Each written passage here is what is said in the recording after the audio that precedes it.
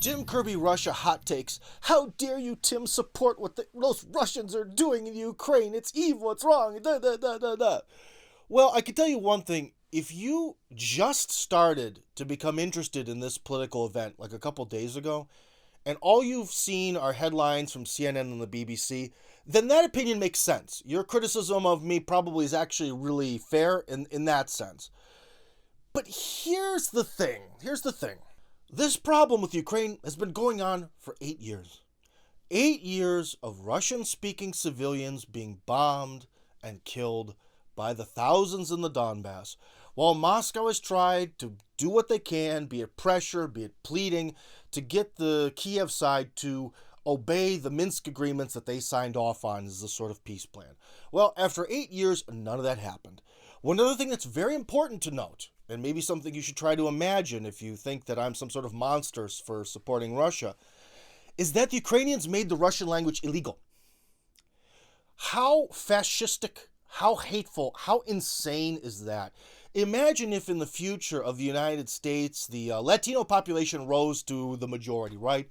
And then one day, one of their leaders just decides, you know what, let's ban English. You know, they're the bad guys. This is our native territory or something. They'll make up some justification. Let's ban English, you know. We should remember the massacre in Odessa when a lot of Russian protesters were trapped inside a government building. It was May 2nd, 2014, I believe.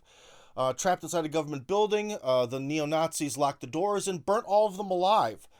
So sort of where were your tears then for average people? That's essentially what happened in Ukraine, and the repressions against Russian-speaking people there have been out of control. This has really mirrored the occupations that the Nazis did of the territories they took in the earlier part of World War II, just on a maybe slightly smaller scale.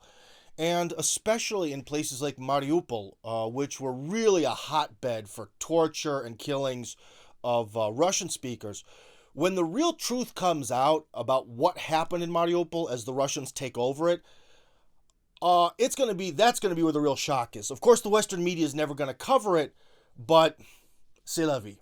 So I don't want any of you guys out there to think that I'm some sort of pro-war monster. In fact, I believe that war is something that is probably to an extent inevitable. Human beings are warlike. We are primates, and primates like their war. Even chimps and all that go to war. So it may be to an extent unavoidable, but we can definitely, if we are open-minded and reasonable to discussion, we can definitely downplay. We can agree our way out of conflict, and that is the best choice. And that is exactly what they tried to do. But 8 years later, none of this worked. The Minsk agreements were never really fulfilled.